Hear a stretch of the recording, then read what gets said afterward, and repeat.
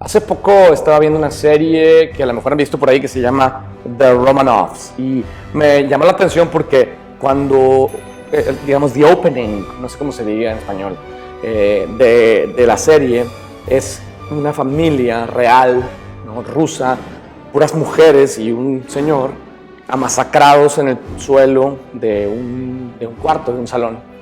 Y me llamó mucho la atención y cuando veía cada episodio no tenía nada que ver con eso y yo no entendía. La serie se trata de una serie de personajes, cada episodio es diferente, que supuestamente son descendientes de los Romanovs, que era esta familia real de zares rusos, de la última dinastía de zares rusos, y de cómo todas estas personas eran supuestamente sobrevivientes que emigraron de Rusia a Estados Unidos, a Francia, a otros lados, y que básicamente portaban su aristocracia como con gran orgullo, y la gente realmente no sabía si eran descendientes o no de ellos, ¿no? Como que hay toda una leyenda urbana alrededor de eso. Total, lo que no me gustó de esa serie fue que nunca me dijo, ignorante yo, por qué diablos empezaba con una escena, cada capítulo, de esta familia desangrándose en el piso, ¿no? Básicamente era un señor, una señora y puras mujeres, eran los zares y sus hijos, y sí tuvieron un hijo, pero eso lo aprendí después.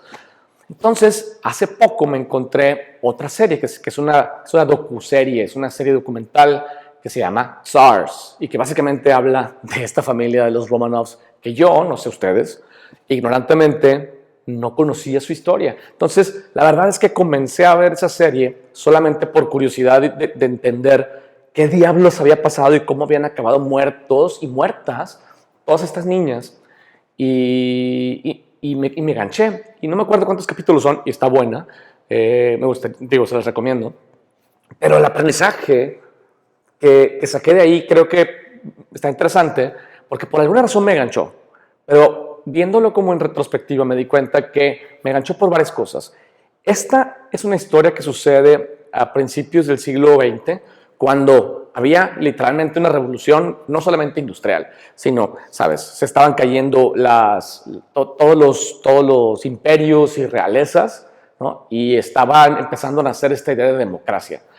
Había una gran revolución industrial tecnológica, ¿no? Estaban empezando a nacer el automovilismo, estaban los trenes y la electricidad era algo nuevo y en medio de todo este cambio, ¿no? Había una dinastía rusa que se resistía a cambiar, que quería defender su viejo poder a toda costa y que básicamente se resistió hasta la muerte.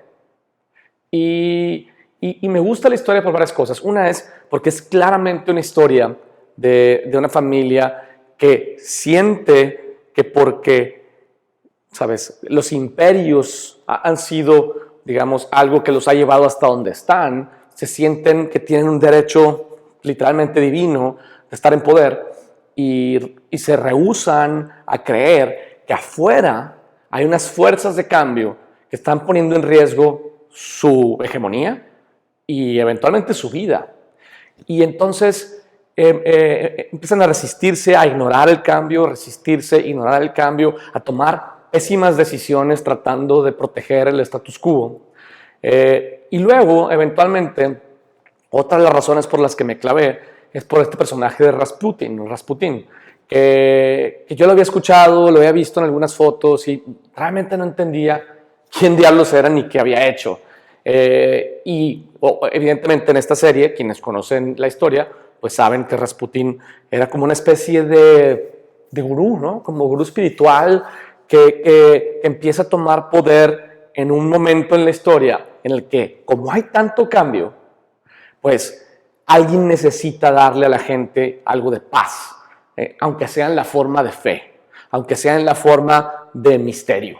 Y esa es su carrera. Eventualmente, este señor llega a oídos de los zares, y como los zares empiezan a ver que su hegemonía empieza a estar en riesgo, y en esta necesidad de hacer algo para proteger su status quo, en lugar de cambiar, en lugar de dar pasos hacia la democracia, hacia la tecnología, etc., lo que hacen es ponerse en manos de un gurú, ¿no? Pero ponerse en manos ciegas de un gurú que lo que venía a hacer era decirles lo que ellos querían oír y ayudarles a sentirse más cómodos con el status quo y diciéndoles, no te preocupes, no tienes que hacer nada nuevo, estás bien.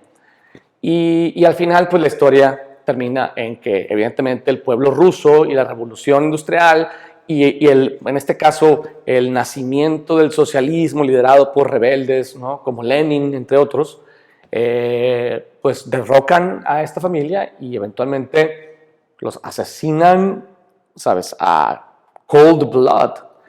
¿Y esto por qué importa en estas series de videos que tengo tiempo compartiendo? Yo creo que porque me recuerda a las organizaciones. Yo creo que es una historia bien análoga a lo que está pasando en el mundo de los negocios. En el mundo de los negocios hay un montón de organizaciones que tienen décadas, si no es que siglos de existir, más de un siglo algunas de ellas, y tienen mucho poder. Y sienten que ese poder es básicamente un derecho divino, simplemente porque siempre lo han tenido. Porque al menos quienes hoy están al frente de esas organizaciones no tuvieron que construir ese poder, simplemente lo heredaron, así como le pasó al zar de Rusia. Y así como lo han heredado ese poder otros managers o líderes en la historia de esa empresa, pues, ¿por qué diablos ahora se supone que las cosas son diferentes? ¿Por qué diablos tengo que cambiar? ¿No? Cuando a todas luces, allá afuera, está habiendo una revolución en múltiples frentes, ¿no? Más rápido que nunca, que está poniendo en riesgo su hegemonía. Sin embargo, en lugar de buscar cómo adaptarse, ¿no? En lugar de ahora sí que entender que es inevitable y necesario el entender la forma en cómo te vas a adaptar y sobrevivir en este nuevo contexto y en este nuevo ambiente, básicamente recurren a gurús que los hacen sentir bien, que les dan la tranquilidad que están buscando, aunque sea una tranquilidad falsa, que les dicen, no te preocupes, ¿no? Tú enfócate en lo que estás haciendo, a lo mejor haz como que haces algunas cosas nuevas, ¿no? Digitaliza un poco tu cadena de valor actual, vas a ver que ahora con esta tecnología vas a poder competir contra las startups, vas a estar bien, esta es la venganza del status quo. Lo he escuchado de grandes consultores de grandes compañías tradicionales de tecnología, que básicamente le dicen esa historia a las compañías tradicionales, industriales y hegemónicas de nuestro país. Y ellos ciegamente lo siguen.